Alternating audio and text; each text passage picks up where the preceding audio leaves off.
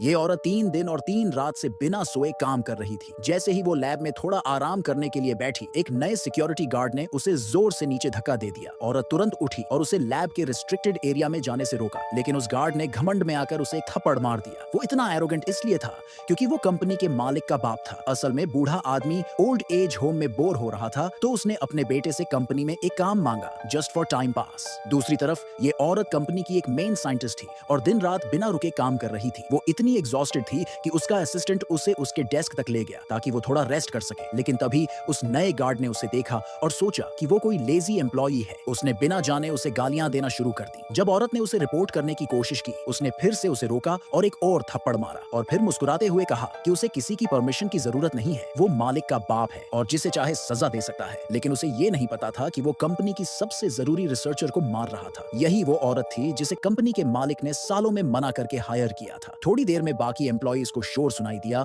और वो सब वहां पहुंच गए। उन्होंने औरत को बचाया और गार्ड को रोका। गार्ड ने सबको धमकी दी कि वो उसे अभी के अभी निकाल देगा, लेकिन सब लोग गुस्से में आ गए और बोले कि अगर वो औरत कंपनी से गई तो पूरी कंपनी क्रैश हो सकती है। फिर भी गार्ड नहीं माना और बोला कि इन यूजलेस लोगों को निकाल के कंपनी बहुत पैसे बचा सकती है। औरत ने कामली समझाने की कोशिश की कि उनका कैंसर रिसर्च प्रोजेक्ट अपने सबसे क्रूशियल स्टेज में है और एक छोटी सी गलती भी सालों की मेहनत बर्बाद कर सकती है। लेकिन गार्ड कुछ सुनने को तैयार नहीं था और जोर देकर बोला कि उस औरत को वहां से निकालो। तभी उसके पास मालिक का कॉल आया। मालिक ने उसे वार्निंग दी कि लैब में एक बहुत इंपॉर्टेंट रिसर्चर है और किसी भी हालत में उसे टच नहीं करना चाहिए। लेकिन गार्ड ने नेम सुने बिना ही कॉल काट दिया क्योंकि उसे लग रहा था कि वो अपना काम सही कर रहा है। मालिक को लगा था कि उसका बाप बस गेट पर बैठा बातें करता है या सोता है। उसे बिल्कुल अंदाजा नहीं था कि इतनी बड़ी प्रॉब्लम होने वाली है। गार्ड अब भी उस औरत को निकालने पर अड़ा हुआ था और जब उसने देखा कि कुछ लोग उसके साथ बाहर जाने को तैयार हैं, तो उसने सोचा कि औरत सबको अपनी तरफ करने की कोशिश कर रही है। इसलिए उसने एक लैब वाले को पकड़कर सबके सामने मार दिया। उसका मकसद था